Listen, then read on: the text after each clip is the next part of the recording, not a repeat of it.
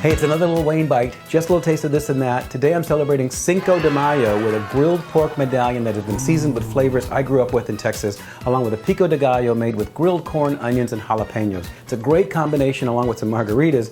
Perfect way to celebrate Cinco de Mayo.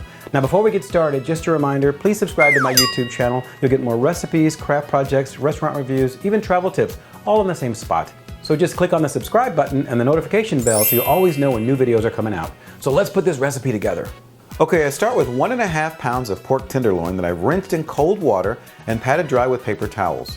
Now to that, I'm going to add my dry rub mix. I have 1.5 teaspoons of oregano, 1 teaspoon of chili powder, half a teaspoon of red pepper flakes, 1 teaspoon of cumin, 1 teaspoon of onion powder, and 1 teaspoon of garlic powder. I'm going to whisk all those ingredients together, then I'm going to liberally rub it into my pork tenderloin. I mean, really get it in all parts. Dry rub really means dry rub.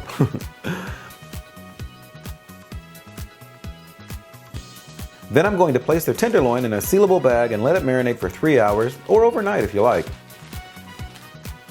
Now onto my Pico De Gallo. I'm going to put 3 ears of corn and an onion on the grill. Normally I'd grill the corn in the husks, but they didn't have them that way at the grocery store. With the onion, I'm cutting it into thick 1-inch slices. Rub a bit of olive oil on everything. Use your hands, really get it in there. And then make sure your grill is ready to go. I still love my charcoal. I guess I'm a little old-fashioned. I know many folks use gas grills now. These go on a hot grill and just take about 2 to 3 minutes per side. You can even get darker grill marks than I did, but you don't want to overcook it. You still want a nice crunch in your pico. Next step is to cut the corn off the cob and slice the onions. Hold the cob upright and just slice straight down.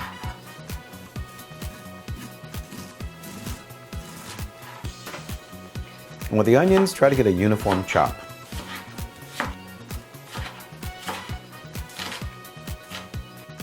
Put these in a large bowl and add the rest of your ingredients. 1 jalapeno that's been seeded and chopped, 1 yellow pepper that's been seeded and chopped, 3 to 4 tomatillos that have been husked and chopped, 3 tablespoons of cilantro, if you like cilantro, 1 tablespoon of lime juice, and a little salt and pepper to taste. Mix it all together and it's ready to go.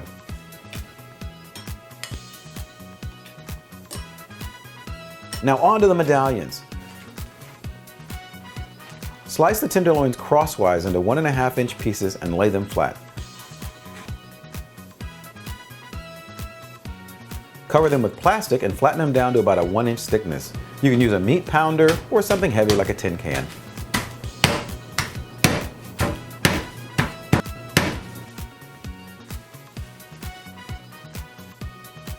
Season both sides with salt and pepper and onto the grill. Like the vegetables, these only take 2 to 3 minutes per side.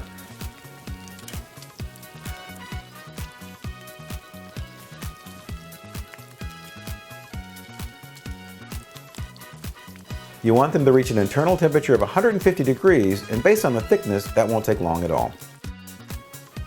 Once you remove the medallions, let them rest for 5 minutes before plating. Then put a couple on a plate and add a generous amount of Pico De Gallo on the side. Yum! And here is my Cinco de Mayo meal. It looks great. I can't wait to dig into it, complete with my margarita here and my homemade tortillas. Hey, all the information you need is in the information section down below. Check it out. Let me know what you think. Thumbs up, thumbs down. Also, leave me your comments. I'd love to hear what you think of this segment as well as other segments you'd like to see in the future. Have a happy Cinco de Mayo, everybody. Enjoy yourselves, and I'll see you next time. Take care. Bye.